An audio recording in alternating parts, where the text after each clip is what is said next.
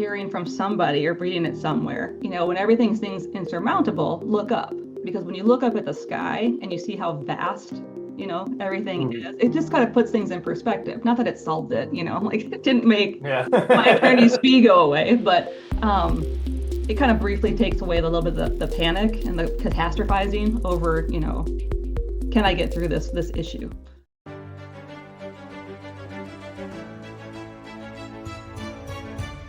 Leaders Talk, Season 2. Hello, hello, everybody, and welcome back. It is your favorite time of the week. It's my favorite time of the week. It is time for Leaders Talk, and as usual, I am your intrepid host, Andrew Dupe, head of communications here at Leaders Brands and host of the Leaders Talk podcast. And today I have with me a special guest. I have with me Dr. Heidi Bonner. So Heidi is a professor, researcher, a late blooming adventurer who believes that it's never too late to start over or start outside. As a department chair and professor of criminal justice and criminology at East Carolina University, she has spent more than 20 years studying leadership, decision making, and systems of accountability designed to protect others. Heidi's also the founder of Rookie Outdoor Women. Rookie Outdoor Woman. Yeah, there we go. A writing and lifestyle platform that is dedicated to helping Gen X, Boomer, and other millennial women reconnect with confidence and curiosity throughout the outdoors.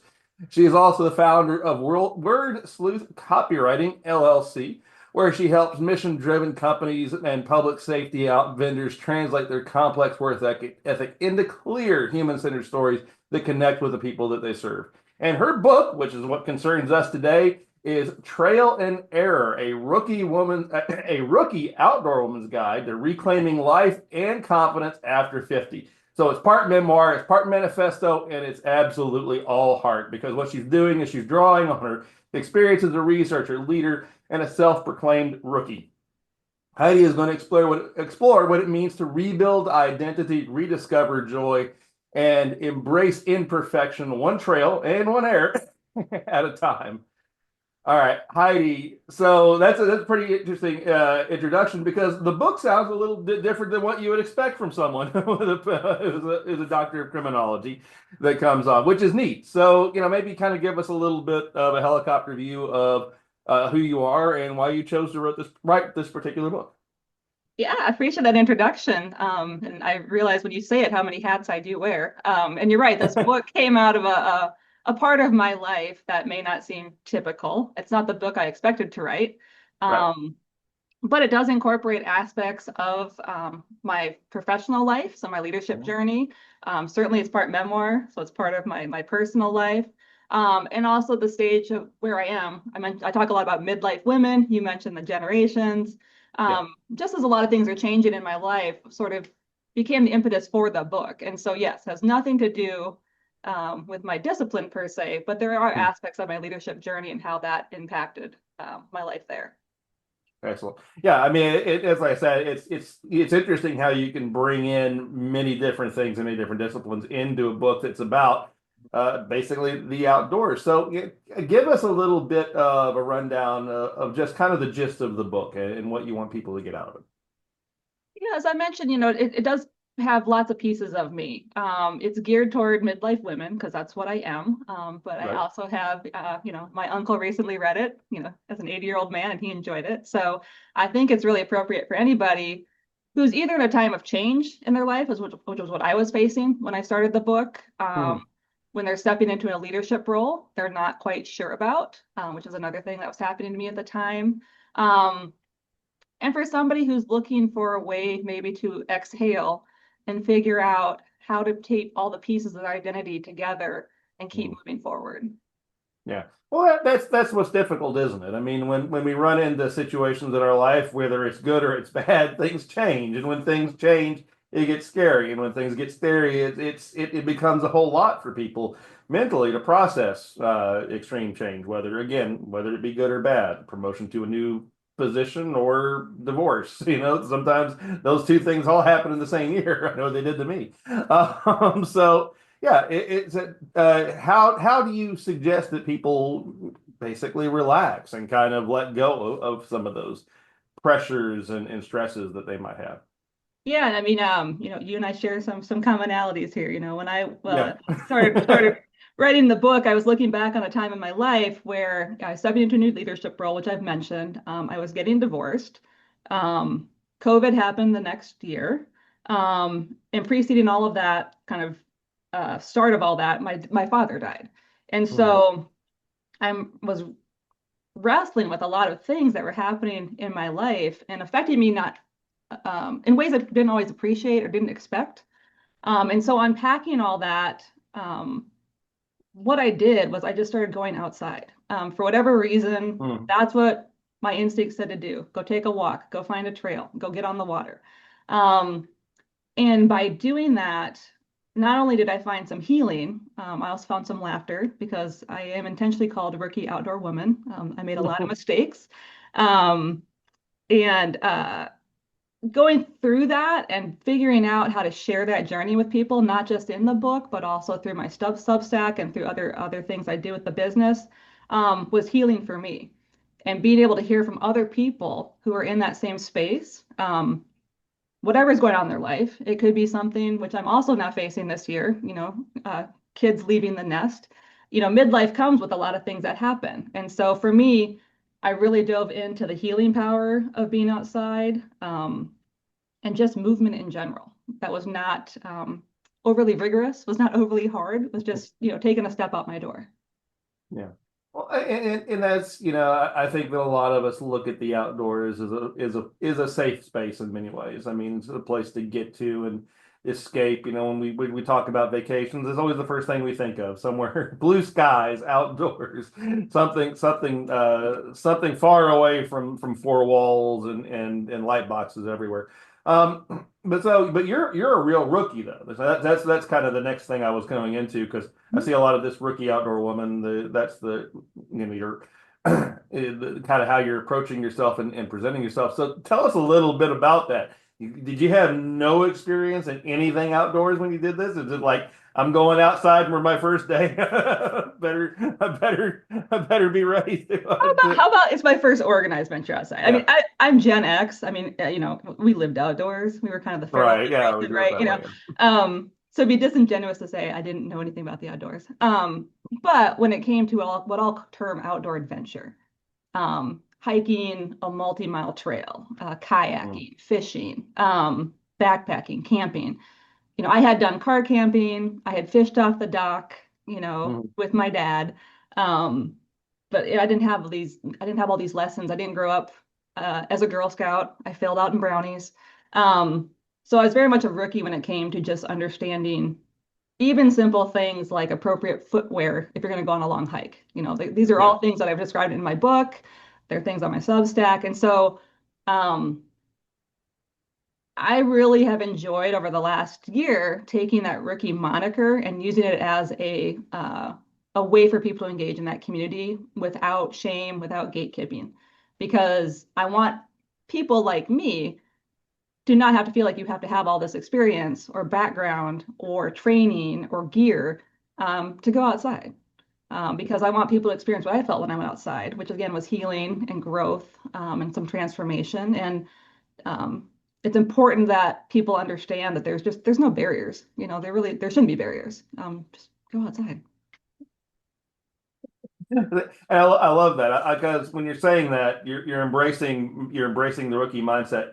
You're embracing discovering new things. I mean, it's in that you're embracing taking control of your life and saying, okay, I will go and take a step into something that is brand new for me. So, I mean, there's definitely, I think, a lot of bravery to the concept of a rookie. A rookie is somebody. Everybody's a rookie at one point in their life at everything that they do.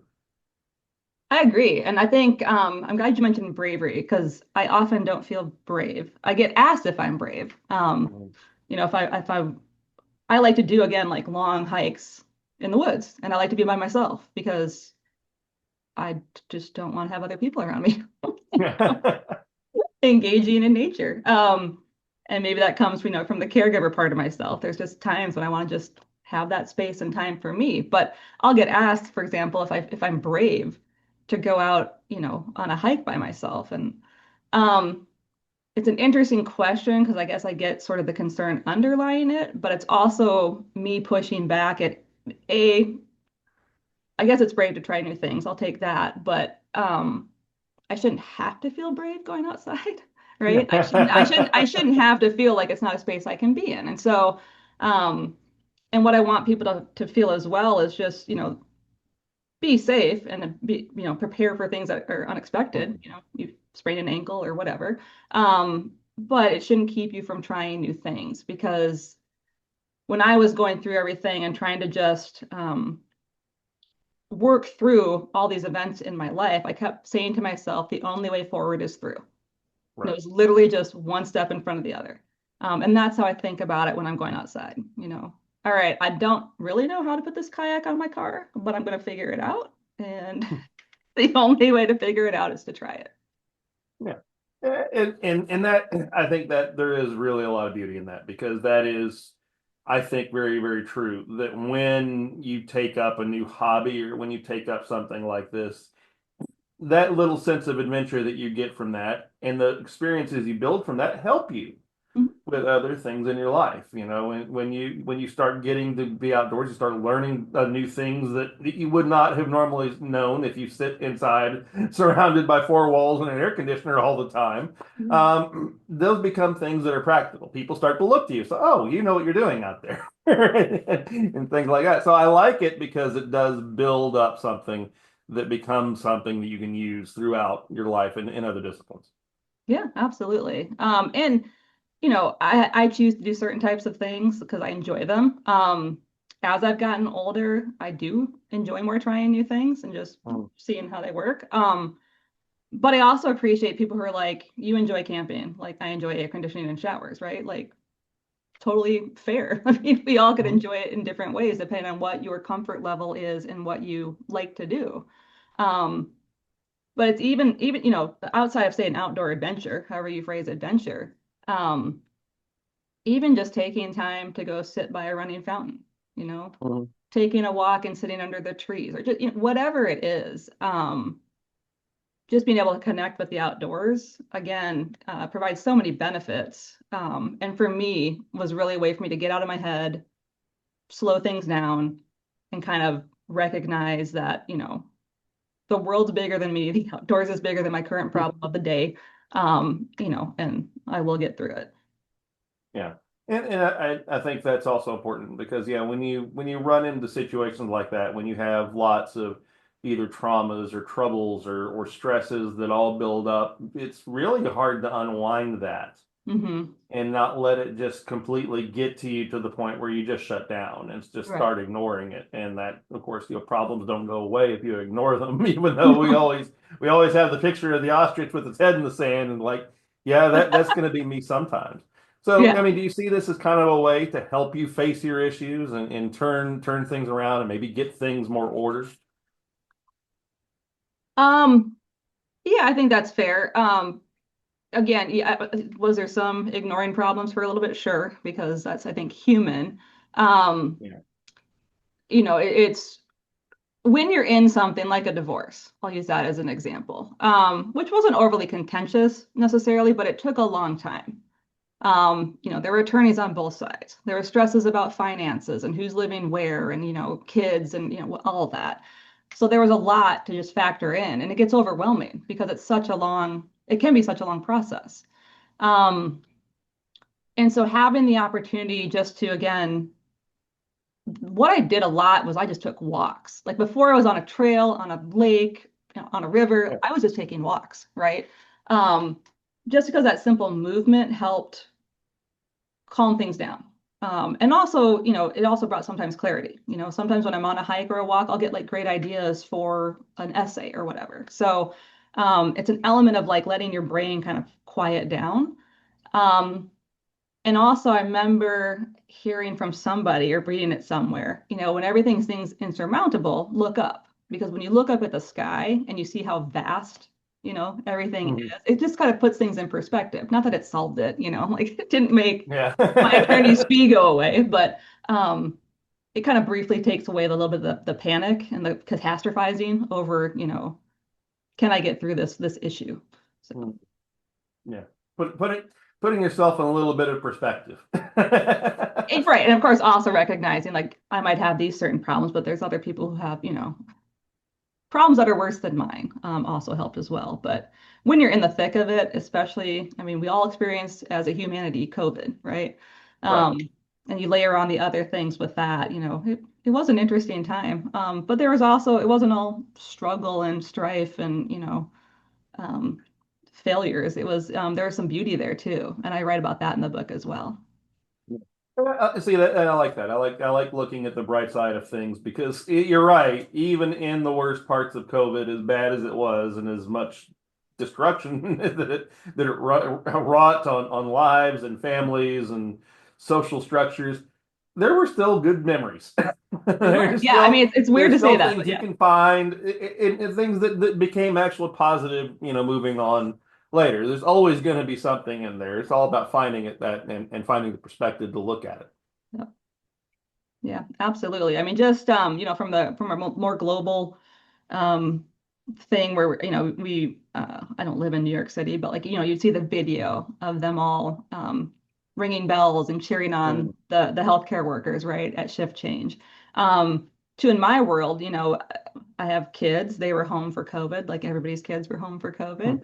Um but because you didn't have all these responsibilities anymore, you weren't going anywhere. You had less meetings. There weren't really activities because everybody was just sort of inside, right? Um, unless you were taking a walk like I was. But there was opportunity to do things differently, so just building Legos with my kids in the middle of the day because we could, right? They weren't in school. I wasn't at work, I had more flexibility. Halloween where nobody was trick-or-treating because it was COVID, but I did something where we were watching, scary movies together. So yeah, I don't know. It just there was an opportunity to build memories and to do things Yeah. differently that I think that's what I'm trying to say about the beauty of it, because it was also happening while I was getting divorced. And so Mm. it was an interesting time to focus on our changing family structure and my memories with my kids, at a time when we were all isolating. So Yeah. But it's still, yeah, I still like the idea of being able to find something in mhm, all of that because when we talk about on this show regularly, that's part of leadership. And I think mhm, that's, yeah. you talk about, there's a little bit in this book that's also about your personal leadership. That's one of the things that defines a leader, is being able to be resilient in the face of things and being able to redirect things. So Mhm. just kind of, I guess, briefly touch on, what are some of the leadership lessons that you've learned from your time, and maybe some of the ones that you put into the book? Not all of them. I know, because We want people to read the people book, need to but read the book. Yeah. maybe a few things. Um, can't give you all. Yeah. You want to learn how the book ends, go buy it. Did we say that when we did book reports as a kid, right? Um, Yeah. no, some of the things I learned. So again, I took over in a leadership role, and again, I'm in higher education. I'm the chair of a department. I took on that role. I was hiring for that role in April 2020, Mm. right? So, um, so even my interview was virtual, so it was already a very strange time. And that was a time when we weren't quite sure, if people can cast their minds back, where COVID was going. We did not really Right. maybe foresee it was going to be a year-long plus pandemic, right? Um, and so one thing I adopted quickly when I took over leading the department was people first, a people first mentality. Um, because it was such a odd time to take on a leadership role when everything seemed to be falling apart. And in higher ed, we didn't know how to navigate this. I live in Eastern North Carolina. We've had to shut down for hurricanes briefly, but like nothing like this. Right. So along with the rest of the world, right? Higher ed's trying to figure this out too. And so my philosophy was people first, right? Check in with people constantly. Try to get information out as fast as possible. Be as transparent as possible because it's not just trying to navigate this whole world we're in now. It's also navigating it with people who work for me who have small children at home, right? Who have partners who are giving birth while this is all, and there was a whole element that you would factor in hopefully anyway as a leader, but had an extra nuance to it because of the time we were in. And so that was one aspect for sure, at least in those early days, was communication, transparency, people first. And having to be the person that got all the grief and the fear and, the sadness and, whatever else people were feeling. And I do touch on that in the book Yeah. because I think I said there was a chapter called like, people first, but not for me, right? Because I'm the person who's getting all that. So as we kind of wind down a little bit, we kind of get to the end here. I usually ask somebody for a golden nugget. So I mean, that's maybe something that we didn't discuss, or maybe just a really good idea that you want to leave the audience with, without again giving away the the whole book. But yeah, something that can connect with them. So what would be your golden nugget that you have for our audience today? I like that you connected leadership, to the Yeah. broader focus of the book because I'd say, whether I step into a leadership role again that I wasn't quite sure I was ready for, and now even, heading into my 7th year, there's still things that will surprise me. Or stepping onto a trail, I kept waiting. I kept thinking there'd be some magical moment when I would feel qualified and fearless. And those moments never ever came, even 7 years in, right? Even six Yeah. years post COVID. Um, but what came instead was experience. You mentioned resilience, absolutely resilience, Yeah. mistakes, laughter with some of those mistakes, Mhm. and a willingness just to keep showing up anyway. And so, what I learned is that clarity and confidence come while in motion, not while you're waiting. Yeah. Yeah. That's I love it. I think I Other think I think good gold that nugget. that is a really good takeaway. You got me there. I love that. So Heidi, you're passing out great ones that people are going to write down and keep with them. I love it. How can our audience find out a little bit more about you? Yeah, so the website is rookieoutdoorwoman.com. Again, I have a Substack called the same thing. You can find me there. And then, of course, you can also check out Trail and Error. All right, and the links are down below, ladies and gentlemen. Heidi, it was lovely having you. We'll catch up again after the book's been out for a little while, see how it's done. Great. Thanks so much. I appreciate it.